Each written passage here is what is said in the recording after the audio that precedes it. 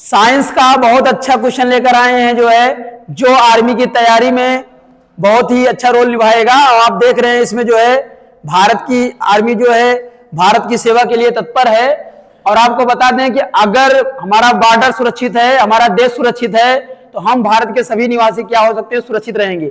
इसलिए आर्मी की तैयारी के लिए साइंस का सीरीज लाए हैं, जो लगातार वीडियो बन रहा है और जिससे नए नए फौजी तैयार होंगे और बॉर्डर पे देश की रक्षा करेंगे।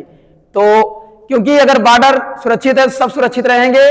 और इसलिए आर्मी में तकनीकी जो बारीकियां होती हैं वो भी साइंस की मदद समझी जाती हैं। तो साइंस पढ़ना बहुत ही जरूरी है, क्योंकि साइंस से और टेक्नोलॉजी के बल पर ही आधुनिक जो उपकरण है, ड्रोन है और जो मिसाइलें हैं और जितने भी फाइटर जेट वगैरह हैं वो उड़ाए जाते हैं, उनको चलाए जाते हैं। इसलिए साइंस बहुत ही इंपॉर्टेंट है और आर्मी वालों के लिए स्पेशल बैच चल रही है, आप देख सकते हैं इसमें।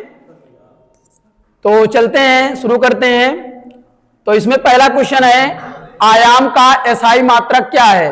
तो आयाम का एसआई मात्रक क्या है इसमें देखेंगे। तो आयाम का एसआई मात्रक यहां देखेंगे हम लोग तो इसमें पहला है मीटर है, सेकंड है केल्विन है या पास्कल है। तो आयाम को एम्पलीट्यूड बोलते हैं। तो ये पहला वाला इसमें क्वेश्चन सही है, ये मीटर है। मीटर आयाम का मात्रक होता है। तो आयाम किसे कहा जाता है, यदि तरंग इस तरह चल रही है तो इसमें माध्य से एक तरफ जितनी दूरी तरंग द्वारा तय की जाती है, इसी को क्या बोला जाता है, आयाम बोला जाता है। तो ये आयाम है, इसी को एम्पलीट्यूड बोलते हैं, ए से इसको दिखाते हैं। तो आयाम जो होता है एक प्रकार की दूरी है। क्या है ये, दूरी। और दूरी का मात्रक क्या होता है, मीटर होता है।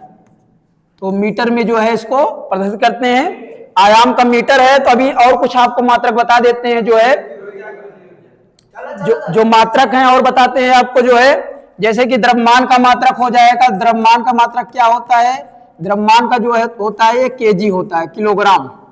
इसी तरह से दाब का मात्रक क्या होता है, दाब का होता है पास्कल होता है, पास्कल।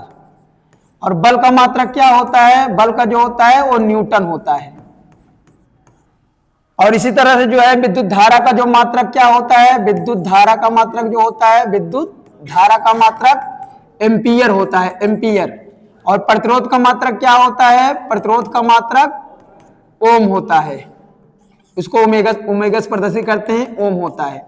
और इस तरह से विभवांतर का मात्रक क्या होता है, विभवांतर का, तो विभवांतर का और विद्युतवाहक बल होता है, इसका होता है वोल्ट होता है।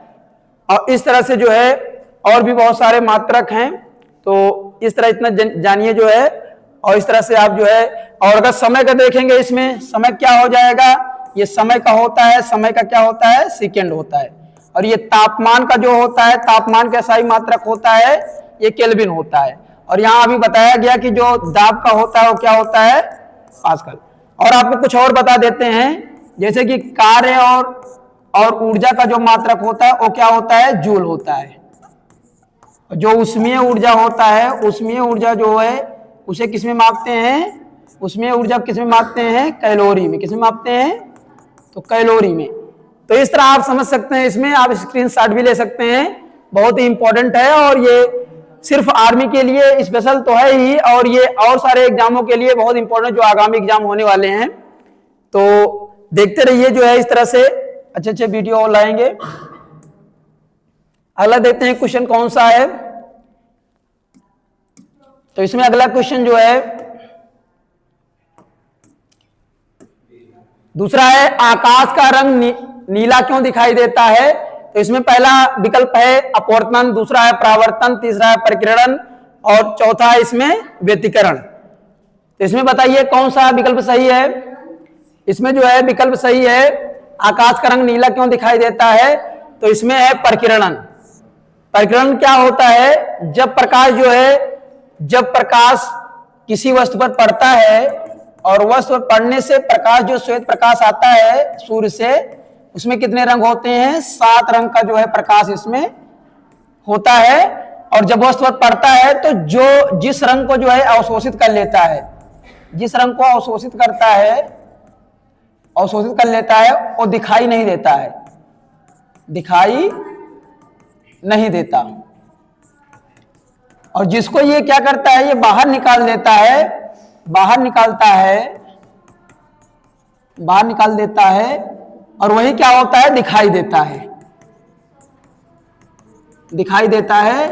तो इसी को कहा जाता है परिकिरणन। क्या कहा जाता है, परिकिरणन। इसको बोलते हैं स्कैटरिंग।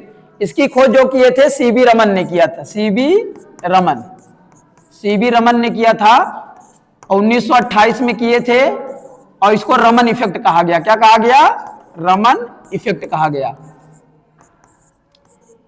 और इसी के लिए जो है 1930 में इनको जो है भौतिकी का नोबेल पुरस्कार दिया गया, भौतिकी का नोबेल पुरस्कार दिया गया। और ये भौतिकी का नोबेल पुरस्कार पाने वाले पहले भारतीय और पहले एशियाई भी थे, भारतीय भी थे और एशियाई भी, एशियाई थे ये। और बहुत इंपॉर्टेंट है। और ये परिकिरणन से जो है भौतिकी के क्षेत्र में क्रांति आई और बहुत सारे और खोज जो है हुए। तो इंपॉर्टेंट है। यहां अपवर्तन बता देते हैं। अपवर्तन क्या है, जब प्रकाश एक माध्यम से दूसरे माध्यम में आती है तो अपने मार्ग से क्या हो जाती है, अपने मार्ग से विचलित हो जाती है, सीधा ना जाकर के थोड़ा मुड़ जाती है और फिर बाहर निकलती है, फिर वैसे हो जाती है। तो एक माध्यम से दूसरे माध्यम जब प्रकाश जाता है और अपने मार्ग से विचलित हो जाता है तो उसे बोलते हैं प्रकाश का अपवर्तन। सबसे ज्यादा जो अपवर्तन होता है किस रंग के प्रकाश का होता है, तो बैगनी का होता है। किसका होता है, बैगनी का होता है, बैगनी रंग के प्रकाश का होता है। और सबसे कम जो होता है, ये सबसे ज्यादा होता है, मैक्सिमम बोल सकते हो इसको। और मिनिमम किसका होता है, तो लाल रंग के प्रकाश का होता है। लाल रंग का जो प्रकाश होता है इसका मिनिमम होता है, सबसे कम होता है अपवर्तन। अपवर्तन के कारण और कुछ चीजें बता देते हैं। पानी में कोई पेंसिल है, कोई छड़ है, कोई भी वस्तु है, अगर लंबी ज्यादा है तो टेढ़ी दिखाई देती है। अपवर्तन के कारण जो होता है वायुमंडलीय अपवर्तन के कारण तारे जो है टिमटिमाते हुए दिखाई देते हैं। अपवर्तन के कारण ही कोई सिक्का है, पानी में है, मछली है, स्विमिंग पूल या तालाब वगैरह की जो तली है उथला हुआ दिखाई देता है। तो इंपॉर्टेंट है ये। इसके बाद परावर्तन क्या होता है, अगर प्रकाश किसी वस्तु पर पड़ रहा है और टकरा करके उतने ही कोण पर उसी दिशा में मुड़ जा रहा है तो उसको बोलते हैं परावर्तन। इसका एक एग्जाम्पल मेन है कांच का चमकना और चंद्रमा का चमकना, ये जो है परावर्तन के उदाहरण है। और व्यतिकरण क्या होता है, व्यतिकरण क्या होता है, जैसे साबुन के बुलबुले का चमकदार दिखाई देना, ये व्यतिकरण है। या सिट्रिक एसिड का चमकदार दिखाई देना, या जो है पानी पर अगर तेल पड़ा हुआ है वो चमकदार दिखाई दे रहा है तो ये व्यतिकरण कहलाता है। तो ये भी इंपॉर्टेंट है, पूछा जाता है, तो आप स्क्रीनशॉट ले सकते हैं। अगला देखते हैं क्वेश्चन कौन सा है। इसके बाद तीसरा क्वेश्चन आ चुका है और इसमें देखकर बताइए कौन सा जो है विकल्प सही रहेगा। इसमें जरा दृष्टि दोष में किस प्रकार के लेंस का उपयोग किया जाता है, तो पहला है उत्तल लेंस का, दूसरा है अवतल लेंस का, तीसरा है बाइफोकल लेंस का और तीसरा है बेलनाकार लेंस का। तो जल्दी से इसमें देख लीजिए कौन सा सही है। तो इसमें जरा दृष्टि दोष का मतलब है इसमें बाइफोकल लेंस का उपयोग किया जाता है। इसी को बोलते हैं द्विफोक्सी लेंस। क्या बोलते हैं, द्विफोक्सी लेंस कहते हैं इसी को, द्विफोक्सी लेंस के नाम से जाना जाता है इसको। और इसी को इंग्लिश में बोलते हैं बाइफोकल लेंस। इसमें क्या होता है, ये अवतल लेंस और उत्तल लेंस दोनों होता है। क्या होता है, उत्तल और अवतल लेंस दोनों होता है। तो इसी को बोलते हैं द्विफोक्सी लेंस। ये कब होता है, ये किस दृष्टि दोष में होता है, तो ये जरा दृष्टि दोष में होता है। और जरा दृष्टि जो दोष है ये कब होता है, वृद्धावस्था में। कब होता है, तो वृद्धावस्था में जो है, वृद्धावस्था में हो जाता है ये, वृद्धावस्था में।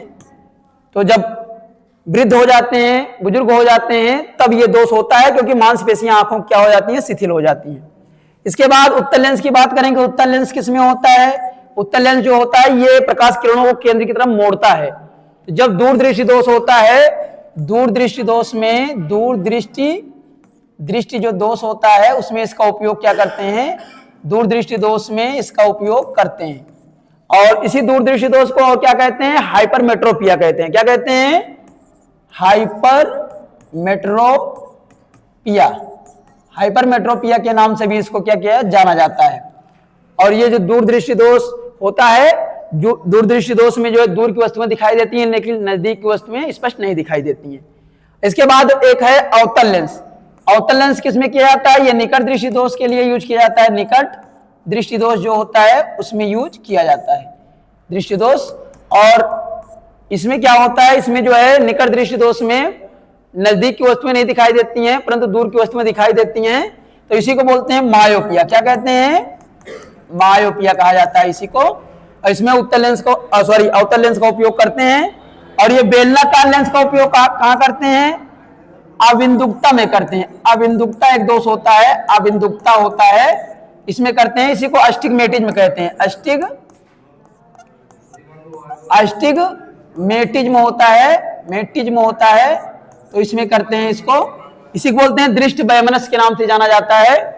जब कोई क्षैतिज वस्तु दिखाई देती है लेकिन ऊर्ध्वाधर ऊंचाई पर स्थित वस्तु नहीं दिखाई देती है तो उसी को कहा जाता है अबिंदुकता कहा जाता है, अस्टिग्मेटिज्म कहा जाता है, दृष्टि वैमनस्य कहा जाता है। तो इस तरह से इसको समझ सकते हो और इन लेंसों का उपयोग किया जाता है, इंपॉर्टेंट है। अगला देखते हैं, स्क्रीनशॉट आप ले सकते हैं। चलिए अगला क्वेश्चन देखते हैं। इसमें अगला क्वेश्चन आ चुका है, तो अगला क्वेश्चन क्या है इसमें? इसके बाद लेंस की क्षमता का मात्रक क्या है? तो पहला विकल्प पास्कल है, दूसरा न्यूटन है, तीसरा जूल है और चौथा डायोप्टर है। इसमें लेंस की क्षमता का जो मात्रक है इसमें डायोप्टर है। इसको कैपिटल डी से प्रदर्शित किया जाता है। और ये जो है लेंस की क्षमता का मात्रक है, इसको कहते हैं पावर, कहते हैं, पी से प्रदर्शित करते हैं। और जो पावर का जो फार्मूला होता है वो क्या होता है? पावर 1/, क्या होता है? एफ होता है। ये फोकस है, फोकस दूरी है, फोकस दूरी है। तो इस तरह से जो होता है ये इसका सूत्र होता है।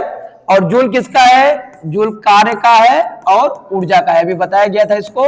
न्यूटन किसका है? ये बल का है। किसका है? बल का। पास्कल किसका है? दाब का है। और इस तरह से इसमें बताएं, अगर मान लो +2 डायोप्टर लिखा गया है तो इसका मतलब ये क्या है? इसका मतलब ये उत्तल लेंस के लिए है, क्योंकि उत्तल लेंस के लिए प्लस में होता है, उत्तल लेंस की क्षमता प्रदर्शित की गई है।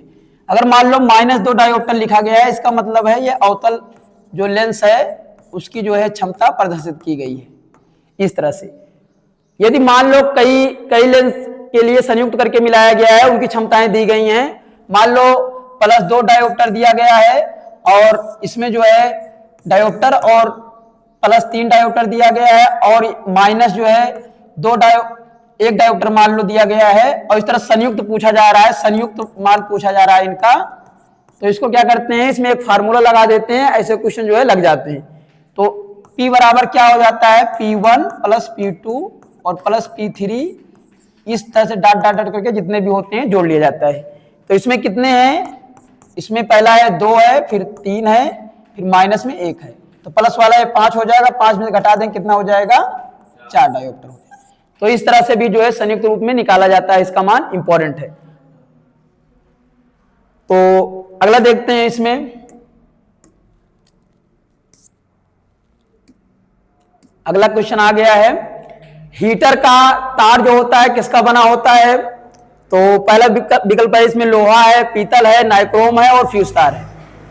तो इसमें जो है नाइक्रोम का होता है, नाइक्रोम का जो होता है ये बना होता है, नाइक्रोम का बना होता है, ये हीटर में होता है और प्रेस में होता है और हीटर में भी होता है, इस तरह से।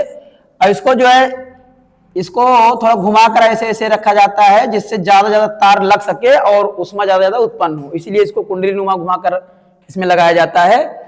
और इस तरह से जो है ऊष्मा ज्यादा उत्पन्न करता है, क्योंकि इसका जो है प्रतिरोध भी ज्यादा होता है और ये जो है ज्यादा विद्युत ऊर्जा को जो है किसमें बदलता है? विद्युत ऊर्जा को जो है बदलता है किसमें? ऊष्मीय ऊर्जा में, ऊष्मीय ऊर्जा में बदलता है। इसी तरह से जो है ये पीतल है, पीतल जो है तांबा और जस्ता से मिलकर बनता है, तांबा और जस्ता से होता है, मिलकर बनता है। तो कॉपर बोल सकते हो और इसको जो है जस्ता है जिंक बोल सकते हो। ये लोहा है, लोहा बहुत उपयोग किया जाता है, हर जगह यूज किया जाता है। और लोहे में अगर इसको बनाना है, जंग रहित बनाना है, तो लोहे में जो है निकल मिला देते हैं, क्रोमियम मिला देते हैं, थोड़ी मात्रा में कार्बन मिला देते हैं, तो ये बन जाता है स्टेनलेस स्टील, स्टेनलेस स्टील बन जाता है, जिसमें क्या होता है? जंग नहीं लगता है, जंग नहीं लगता है। अगर जंग लग जाता है तो वो नष्ट होने लगता है, लेकिन अगर इसमें जो है इस तरह मिश्र धातु बना लेंगे तो जंग नहीं लगेगा। इसके बाद ये फ्यूज तार क्या होता है, ये सुरक्षा के लिए लगाया जाता है, सुरक्षा के लिए, घरेलू उपकरण जो है नष्ट ना हो, ज्यादा लाइट आ जाए, इसीलिए फ्यूज तार लगाया जाता है। ये शीशा और टिन से बनता है, शीशा और टिन से बनता है, और कभी कभी इसमें जो है थोड़ा तांबा भी मिला देते हैं। शीशा टिन से होता है। इसका गलनांक जो होता है, क्या होता है गलनांक, इसका गलनांक जो होता है बहुत कम होता है, कम होता है, और जो प्रतिरोध होता है इसका जो है प्रतिरोध उच्च होता है। इसीलिए ज्यादा लाइट जब आती है तो गल जाता है, तुरंत कट जाता है, भंग हो जाता है, इसीलिए जो है घरेलू उपकरण जो होते हैं वो नष्ट होने से बच जाते हैं।